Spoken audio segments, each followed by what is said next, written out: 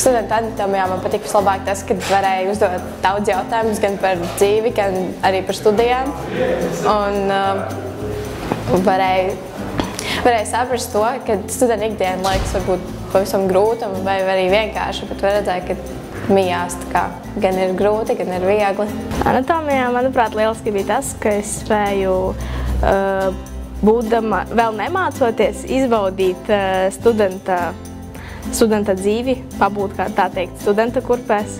Studentu anatomijā man visvairāk patika tas, ka mēs varējām izsekot līdzi studentu gaitām un ieraudzīt, kā tas viss strādā, nevis vienkārši izlasīt internetā par to.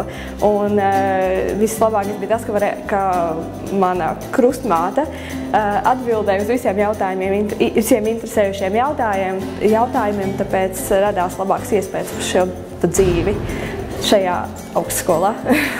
Studentu anatomijā šodien man patika ļoti jauka atmosfēra, ļoti jauka krustmāte bija, kur atbildēja uz visiem interesējošajiem jautājumiem un ļoti interesanti pastāstīja gan par studentu dzīvi, gan par to dzīvi, kā ir augstskolā norit studijas.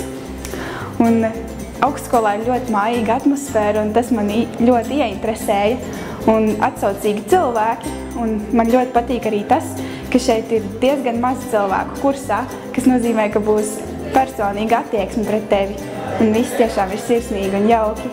Būtībā šodien bija ļoti interesanti diena, vienkārši atbraucu paskatīties, kas te ir, jo 12. klase ļoti grūti izlemt, ko darīt. Pirmoreiz apskatīju arī Valmieru, un tā būtībā ļoti interesants arī noskaidroju visu par to žurnālistikas programmu vairāk, kas ir, kas nav. Man gan vairāk interesē tieši reklāma, tad es sapratu, ka šis varbūt negluži tas, bet arī interesanti bija. Vienkārši bija jauka diena. Kas man patīk studentu anatomijā? Bija ļoti forši iepazīt Vidzemes augstskolu, forši iepazīties ar jauniem un atvērtiem cilvēkiem. Studentu anatomijā man patīk tas, ka varēja apmeklēt lekcijas un iejusties studenta tēlā.